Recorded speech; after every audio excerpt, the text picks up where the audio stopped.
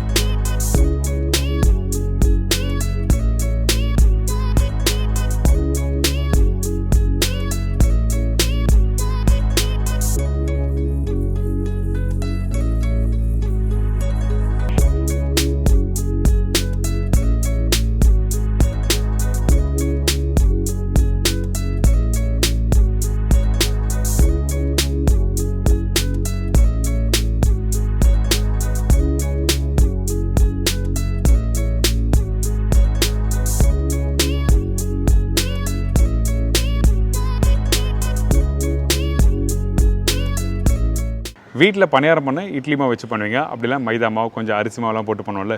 இன்றைக்கி இந்த ரவையை வச்சு எப்படி பண்ணுறது? நம்ம வீட்டில் எப்போவுமே இருக்கிற ஒரு பொருள் என்ன கேட்டிங்கன்னா இந்த ரவை தான். இந்த ரவையை வச்சு கொஞ்சம் லைட்டாக அந்த இனிப்புலாம் சேர்த்து கொஞ்சம் சூப்பரான ஸ்டைலாக பார்க்க போகிறோம். இந்த பணியாரம் எப்படி பண்ணுறது பார்ப்போம். அதுக்கு முன்னாடி இந்த டிஷ்க்கு தேவையான பொருட்கள் பார்த்தலாமா?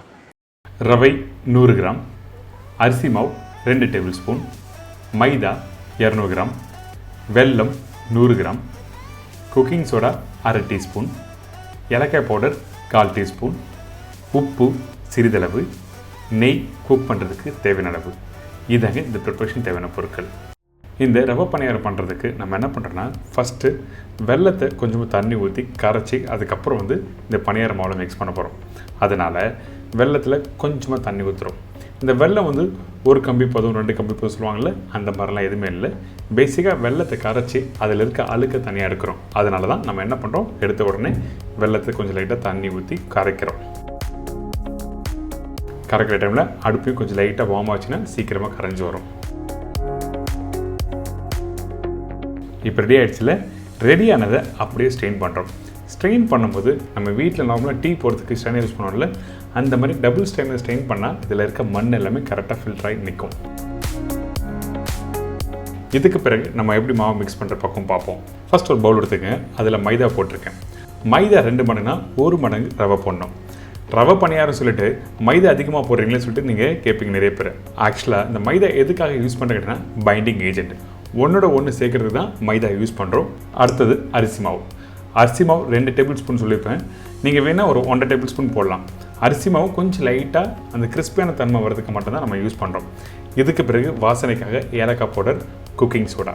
குக்கிங் சோடா நீங்கள் யூஸ் பண்ணும்போது நல்லா சாஃப்ட்னஸ் கொடுக்கும், அதனால் குக்கிங் சோடா ஆட் பண்ணியிருக்கேன். இதுக்கு பிறகு அந்த இனிப்பு தன்மை தெரியறதுக்காக கொஞ்சம் லைட்டாக சால்ட்டு போட்டிருக்கோம். இவ்வளோ தான். இதுக்கப்புறம் ரெடி பண்ணி வச்சுருக்கேன் அந்த வெல்லம் சிரப்பை அப்படியே இதில் ஊற்றி நல்லா மிக்ஸ் பண்ணுறோம். முக்கியமாக பார்க்க வேண்டிய விஷயம் என்னென்னா, அந்த மாவை எப்படி மிக்ஸ் பண்ணி கரெக்டான டெக்ஸ்டர் எடுத்துகிட்டு வரது தான் ரொம்ப இம்பார்ட்டன்ட். அதனால் தேவையான அளவுக்கு தண்ணி ஊற்றி மிக்ஸ் பண்ணுறோம். இதை மிக்ஸ் பண்ணுற பக்குவம் என்ன கேட்டேன்னா, நீங்கள் நார்மலாக வீட்டில் இட்லி மாவு அரைச்சி மறுநாள் பொங்கி வரும் பார்த்தீங்களா, அந்த பக்குவத்துக்கு கரெக்டாக நீங்கள் மிக்ஸ் பண்ணிருக்கணும்.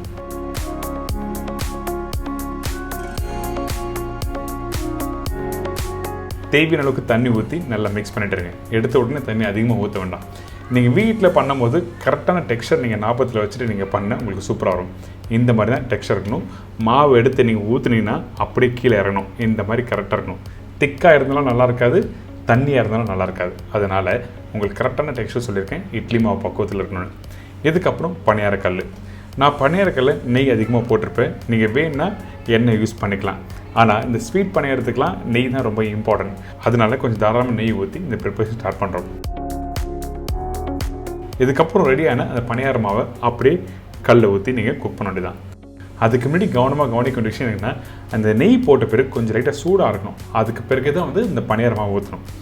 ஏன் கேட்டிங்கன்னா, அந்த பணியாரம் குக் பண்ணும்போது உங்களுக்கு நல்லா சாஃப்ட்னஸ் கொடுக்கும். அந்த நெய் சூடாக ஆகாமல் நீங்கள் போட்டிங்கன்னா அந்த மேல் லேயர் இருக்குது பார்த்தீங்களா, கிறிஸ்பி ஆகும். அந்த பணியாரம் சாப்பிட்ற ஒரு ஃபீலே கிடைக்காது. அதனால தான் நம்ம என்ன பண்ணுறோம், நெய் சூடாக ஆன பிறகு தான் அடுத்த ஸ்டேஜ் போகிறோம். கொஞ்சம் லைட்டாக வெந்து வந்த பிறகு, அதாவது 30 to 40% அளவுக்கு வெந்து வந்த பிறகு அப்படியே திருப்பி 2 சைடில் குக் பண்ணுறோம்.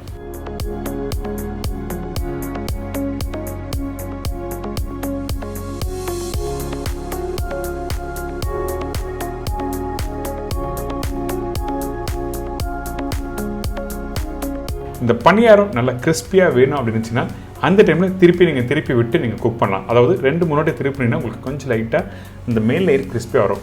சாஃப்டாக வேணும் கேட்டிங்கன்னா ஒரு டைம் மட்டும் நீங்கள் குக் பண்ணால் போதும்.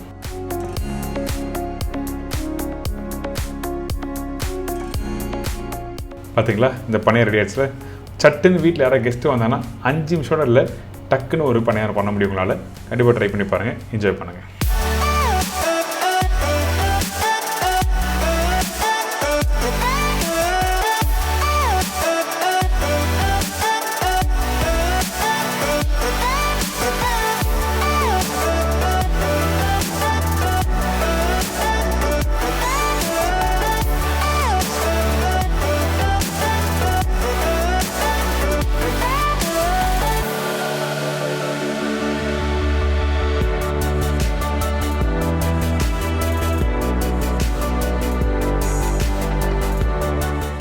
என்னங்க, இப்போ எல்லோரும் தெரிஞ்சிருக்கும் இந்த ரவா பணியாரம் எப்படி பண்ணுறது. கண்டிப்பாக வீட்டில் ட்ரை பண்ணி பாருங்கள். ஒரு சூப்பரான ஸ்டைலில் சொல்லி கொடுத்துருக்கேன், எல்லாருக்கும் பிடிக்கும்.